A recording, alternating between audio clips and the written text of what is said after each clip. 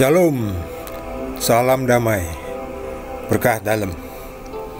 Kita mulai Injil Lukas dengan judul perikop pemberitahuan tentang kelahiran Yohanes Pembaptis. Mulai dari bab 1. Pada zaman Herodes, Raja Yudea, adalah seorang imam yang bernama Zakaria dari rombongan Abia. Istrinya juga berasal dari keturunan Harun, namanya Elisabet. Keduanya adalah benar di hadapan Allah dan hidup menurut segala perintah dan ketetapan Tuhan dengan tidak bercacat.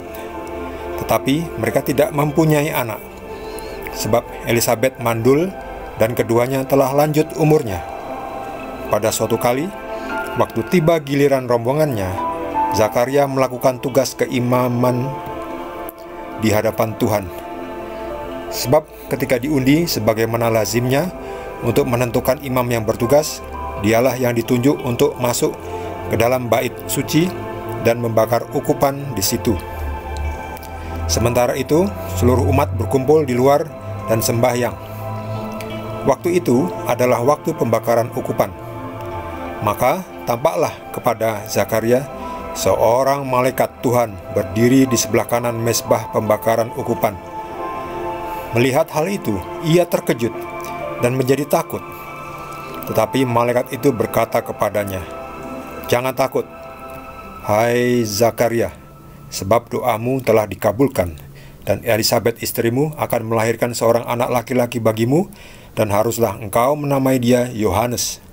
Engkau akan bersukacita dan bergembira, bahkan banyak orang akan bersukacita atas kelahirannya itu, sebab ia akan membesar di hadapan Tuhan, dan ia tidak akan minum anggur atau minuman keras, dan ia akan penuh dengan Roh Kudus, mulai dari rahim ibunya. Ia akan membuat banyak orang Israel berbalik kepada Tuhan, Allah mereka.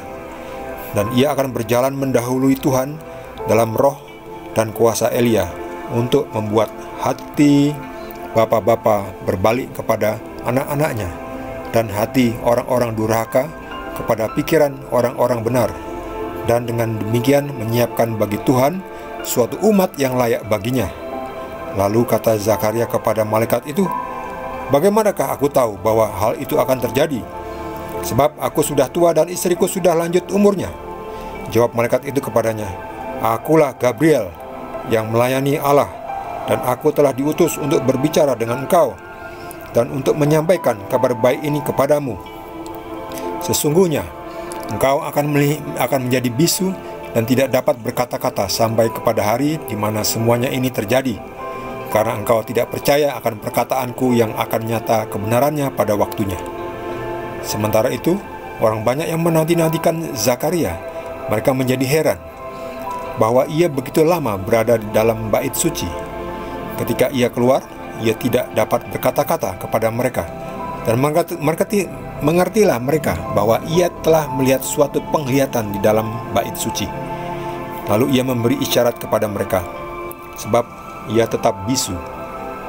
Ketika selesai jangka waktu tugas jabatannya, ia pulang ke rumah. Beberapa lama kemudian Elisabet istrinya mengandung, dan selama 5 bulan ia tidak menampakkan diri. Katanya, "Inilah suatu perbuatan Tuhan bagiku, dan sekarang ia berkenan menghapuskan aibku di depan orang." Demikianlah sabda Tuhan.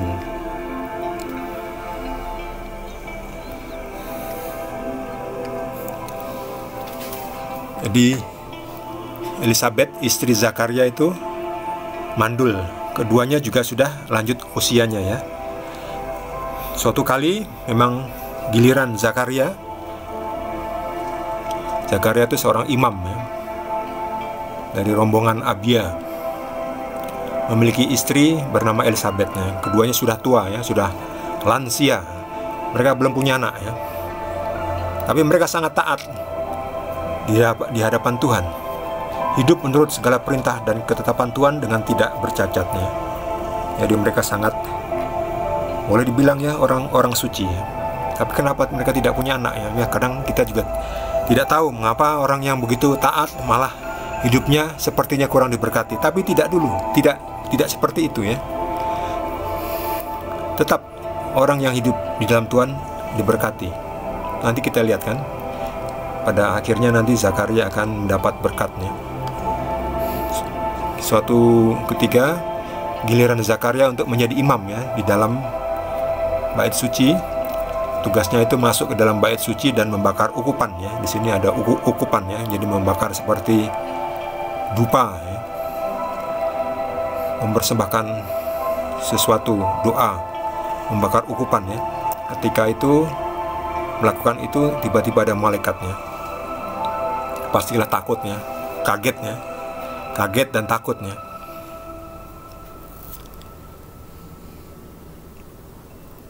Tetapi malaikat itu mengatakan, jangan takut, hai Zakaria, sebab doamu telah dikabulkan, istrimu akan mengandung. Hendaklah engkau menamai dia Yohanes ya. Yohanes ini akan tinggal di padang gurun ya, menjadi seperti pertapa. Ia tidak makan anggur, tidak minum anggur. Makanannya sebelumnya dikatakan hanya belalang dan madu hutan. Jadi dia tidak minum anggur, tidak minum minuman keras ya, yang memabukkan ya. Ya bukan berarti terus minum anggur tuh itu dosa ya, bukan begitu juga ya. Minuman-minuman keras ya, minum tape aja yang mengandung alkohol ya, itu juga minuman keras ya. Tergantung minuman keras itu apa ya. Yang penting tidak memabukkan ya. Karena anggur itu juga sebetulnya baik untuk kesehatan ya, tentu dalam takaran yang pas ya. Kalau kelebihan itu tidak baik. Demikian juga kita ya, kita makan minum, misalnya minum gula kebanyakan jadinya diabetes ya. Bukan berarti minum gula, minum manis itu dosa, bukan. Bagi mereka yang bakat untuk diabetes ya harus hati-hati ya, jangan minum terlalu manis ya. Makanya hiduplah dalam keseimbangan ya. Sebetulnya semua makanan itu baik saja ya, asal kita tahu ya, pada takaran yang pas ya, tidak berlebihan. Jadi Yohanes itu akan ya, mempersiapkan jalan bagi Tuhan ya. Kuasa Tuhan menyertai Yohanes ya. Dia menjadi pembuka jalan Tuhan. Tetapi Zakaria kurang percaya ya. Ya sebetulnya bukan kurang percaya ya, pengen menanyakan saja ya. Bagaimanakah aku tahu bahwa hal itu akan terjadi ya? Sebab istriku sudah tua, aku juga sudah tua. Jawab malaikat itu, akulah Gabriel. Oh, jadi ini malaikat Gabriel ini juga yang menampaki Maria ya. Maria juga waktu itu kan meragukan ya, bagaimana mungkin aku mengandung, sebab aku belum bersuami, kata Maria. Demikian juga Zakaria. Bagaimanakah aku tahu hal itu akan terjadi? Aku sudah tua dan istriku juga sudah lanjut umur ya. Tapi Gabriel malah apa? Mengatakan ya, sementara itu kau akan menjadi bisu karena engkau tidak percaya akan perkataanku. Tapi terhadap Maria tidak mengatakan itu ya. Ya saya nggak tahu kenapa seperti itu ya. Jadinya ya mungkin di sini waktu itu Zakaria tidak seperti Maria ya. Maria kan mengatakan, akulah hamba Tuhan, terjadilah padaku menurut yang kau kehendaki, seperti yang Tuhan kehendaki. Mungkin Zakaria di sini kurang rendah hati atau bagaimana, saya tidak tahu ya. Yang jelas Zakaria menjadi bisu, lalu keluar, sudah ditunggu oleh rekan-rekannya yang berdoa di luar bait suci. Ternyata tidak bisa ngomong ya. Ya itu bisu tadi karena tidak percaya atau kurang percaya pada pemberitaan dari malaikat Tuhan ya, malaikat Gabriel ya. Tapi nanti akan terbuka mulutnya lagi ya, setelah lahir Yohanes Pembaptis. Nah, setelah pulang, selang beberapa waktu, Elizabeth ini sudah mengandung, sudah hamil ya. Ya meskipun tua, tapi karena kuasa Tuhan, bagi Tuhan tidak ada yang mustahil ya. Akhirnya Elizabeth, mereka berdua ini mendapat berkat Tuhan, menjadi orang yang suci, tidak sia-sia ya. Tetap tidak akan kehilangan berkat Tuhan ya. Jadi jangan patah arang ya. Wah, orang yang baik kok ternyata hidupnya kurang beruntung ya. Jangan berkata seperti itu ya. Tetap Tuhan memberkati. Kalau orang yang jahat saja diberi Tuhan rezeki, apalagi orang yang baik ya. Inilah suatu perbuatan Tuhan bagiku, dan sekarang Ia berkenan menghapuskan aibku di depan orang ya. Ya, jadi di keluarga ini dimuliakan ya, ditinggikan ya. Mungkin sebelumnya mereka diolok-olok ya, wah keluarga tidak punya anak, mungkin tidak diberkati Tuhan, keluarga yang mandul, istri yang mandul, atau suaminya yang mandul. Tapi sekarang ternyata mereka bisa mendapatkan anak. Zaman sekarang ini orang malah aneh ya, udah punya anak bisa hamil malah diaborsi ya. Lihat saja tuh di Amerika itu ya, di Eropa ya, mereka malah memperjuangkan hak untuk aborsi. Bahkan sudah mau sampai lahir pun masih diaborsi. Aborsi itu apa? Aborsi itu pembunuhan ya. Itu jahatnya, itu di mata Tuhan jahatnya ya. Sayang sekali Presiden Amerika itu kan orang Kristiani ya, tapi malah mendorong atau melegalkan aborsi ya. Itu menentang Tuhan ya. Jadi jangan sampai kita seperti Presiden Amerika yang saat ini ya, si Joe Biden ya. Itu salah itu tidak boleh itu ya. Aborsi itu pembunuhan ya, dilarang Tuhan ya, tidak boleh ya. Itu jahatnya, jangan diikuti perbuatan seperti itu. Harus disyukuri. Kalaupun nanti tidak suka sama anaknya ya, diberikan saja kepada orang yang mau mengadopsi ya. Biarkan nanti orang yang mengadopsi akan memberikan kehidupan kepada anak itu ya. Jadi Anda melahirkan, Anda tidak berbuat dosa, sudah Anda sana silahkan kalau tidak mau membesarkan anak Anda, tapi anak itu nanti akan dibesarkan oleh orang yang mengasihinya ya. Jangan sampai Anda membuat dosa dua kali ya. Mungkin Anda belum nikah lalu punya anak lalu diaborsi ya.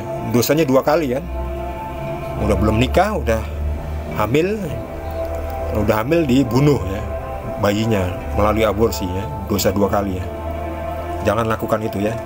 Kalau Anda hamil, bagi wanita biarkan bayi itu lahir. Bayi itu tidak berdosa ya, tidak bisa membela diri ya. Jangan katakan, oh, this is my body is my choice. Jangan seperti orang Amerika itu ya. Your body is your choice, tapi tubuh bayi itu adalah choice-nya si bayi, itu adalah pilihan hidup si bayi. Biarkan si bayi memilih. Kalau bayi sudah boleh memilih, tentu bayi itu akan memilih untuk hidupnya. Karena bayi tidak bisa mengatakan apa-apa, jadi helpless ya. Kita harus menolongnya, menjaga semua kehidupannya, karena semua kehidupan adalah berharga di hadapan Tuhan. Bagi saudara yang mendapatkan pesan dari Tuhan Yesus, boleh juga berbagi dengan kita semua. Bagi yang belum subscribe, bisa juga dukung dengan subscribe. Kita akan lanjutkan dengan perikop berikutnya di video berikutnya. Terima kasih. Tuhan Yesus berkati kita semua.